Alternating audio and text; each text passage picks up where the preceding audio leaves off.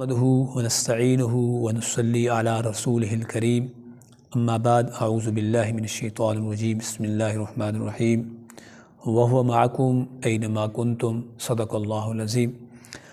آج ہمارا سبق ہے کہ قرآن پاک کے اندر کئی آیات ایسی ہیں جن کا مفہوم یا ترجمہ یہ بنتا ہے، اللہ پاک فرماتے ہیں کہ میں تمہارے ساتھ ہوں، یعنی اللہ کی جو معیت ہے اس حوالے سے آج ہمارا سبق ہے کہ اللہ کی معیت کتنی اقسام کی ہے یا کس کس لحاظ سے اللہ ہمارے ساتھ ہوتا ہے۔ تو اللہ کی معیت کی 4 اقسام ہیں، یعنی جب قرآن کے اندر یہ کہا جاتا ہے کہ میں تمہارے ساتھ ہوں، اللہ پاک فرماتے ہیں، جیسے اب میں نے ایک آیت تلاوت کی ہے، وَهُوَ مَعَكُمْ، تم جہاں کہیں بھی چلے جاؤ، اَيْنَمَا كُنْتُمْ، اللہ تمہارے ساتھ ہے۔ تو یہ آج ہم سیکھیں گے معیت کی کتنی اقسام ہے، اللہ کی معیت کی۔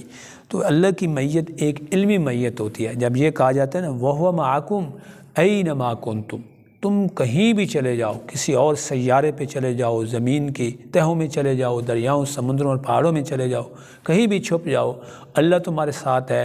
اٹس مین کہ اللہ علم ہے، اللہ کے علم میں ہے کہ تم کہاں پہ موجود ہو، یہ علمی معیت ہے۔ دوسری معیت نصرت ہوتی ہے، یعنی جس کو ہم معیت نصرتی کہتے ہیں۔ اس کی مثال ہمارے پاس قرآن پاک میں موجود ہے۔ فرمایا جب موسیٰ علیہ السلام اور ہارون علیہ السلام کو کہا کہ جاؤ تم فرعون کو دعوت توحید دو، تو اللہ پاک نے ساتھ یہ بھی فرمایا اننی معکما اسمع و ارا، تم جاؤ اسے دعوت دو، میں تمہارے ساتھ ہوں۔ اس کا مطلب یہ تھا کہ میری مدد جو ہے وہ تمہارے ساتھ ہے، تم اسے دعوت توحید دو۔ تو یہ معیت کی دوسری قسم ہے، یعنی اس کو ہم کہتے ہیں معیت نصرتی۔ معیت کی تیسری قسم ہے ہمارے پاس، وہ معیت مکانی ہے، یعنی مکان کے لحاظ سے اللہ ہمارے، جیسے میں کہتا ہوں انا معکم، جیسے ہم کلاس میں اگر بیٹھے ہوئے ہیں اور استاد کہتا ہے کہ میں تمہارے ساتھ موجود ہوں، تو یہ معیت مکانی ہوتی ہے۔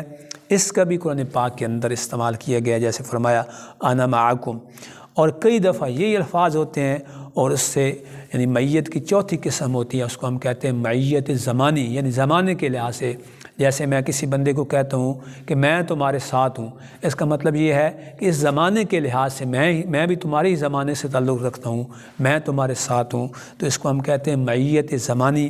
اس کا بھی قرآن پاک میں استعمال ہوا ہے۔ تو آج کا ہمارا یہی سبق تھا کہ اللہ کی جو معیت ہے اس کی کتنی اقسام ہے۔ تو اس کی 4 اقسام ہم نے سیکھی ہیں۔